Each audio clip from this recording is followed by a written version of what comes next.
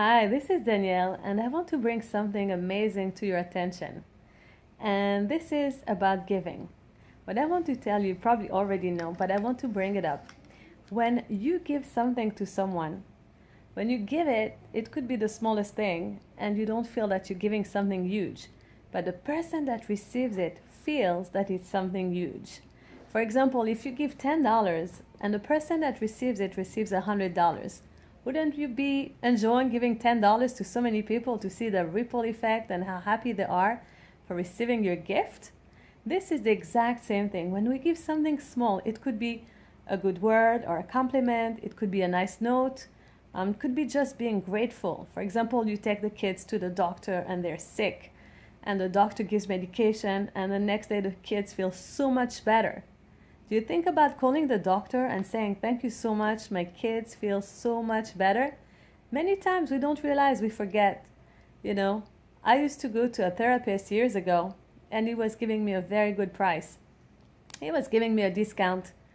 And one time when I paid him, I told him, what you're giving me is so much more than what I'm paying you. It's incredible. And I saw right away his eyes like lit up.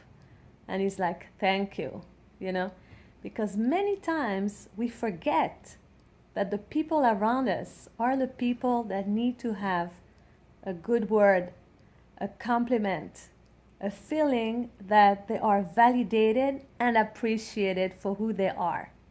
And the same with the children.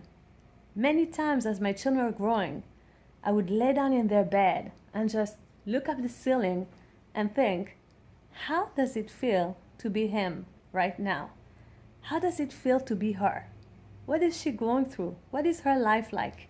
Just laying down in her bed, in his bed, when the child was in school, and try to feel empathy for my child. Sure, it's not always easy, but it is important to try to see the reality of another person. Anyone is happy to get a compliment, a good word, or a smile. If you are not into speaking to strangers, you don't have to. But if you speak to strangers, you'd be so surprised of what you discover. I just came to Miami yesterday, and in a plane from BWI to Fort Lauderdale was 2 hours and 20 minutes. And I sat in the middle between two ladies that were between 50 to 60. And we started speaking, and it turns out we had so much in common. And for 2.5 hours straight, we were talking, we were laughing, we were sharing pictures, sharing magazines. We discovered we had so much in common. And when we arrived and landed, we just couldn't believe it that we made it already. It went so fast. And we exchanged numbers and emails, and we want to stay in touch. And these were just two strangers in a plane. So what I'm trying to say is, don't be shy. Talk to someone. Talk to a stranger.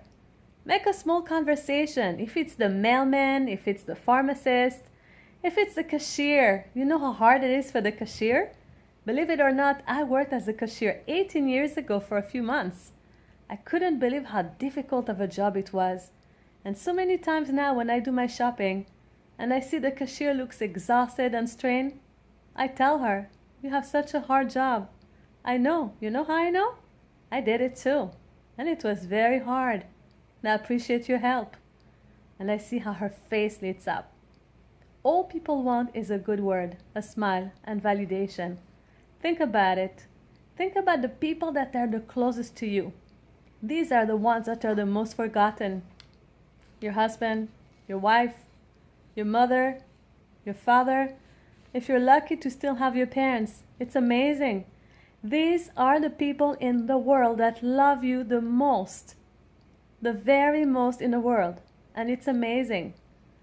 And pick up the phone. Call your mother. Call your dad. "Hey, Dad, how are you doing?" I would give the world to be able to have a conversation with my dad. I would. I call my mother. "How are you? How are you feeling?" And she's like, "What about you? I want to hear what about her." Right? And especially she's so far away. If you have your parents and they're nearby, it's such a pleasure. I try to have time with my grandchildren. When I flew, I took a picture from the sky with clouds, and I sent it to my grandson and my granddaughter. And I told my children, "Here, tell them that I'm in a plane," and sending them a picture from the sky. That was so amazing. Make sure you cherish every minute and every person in your life. Until we talk again.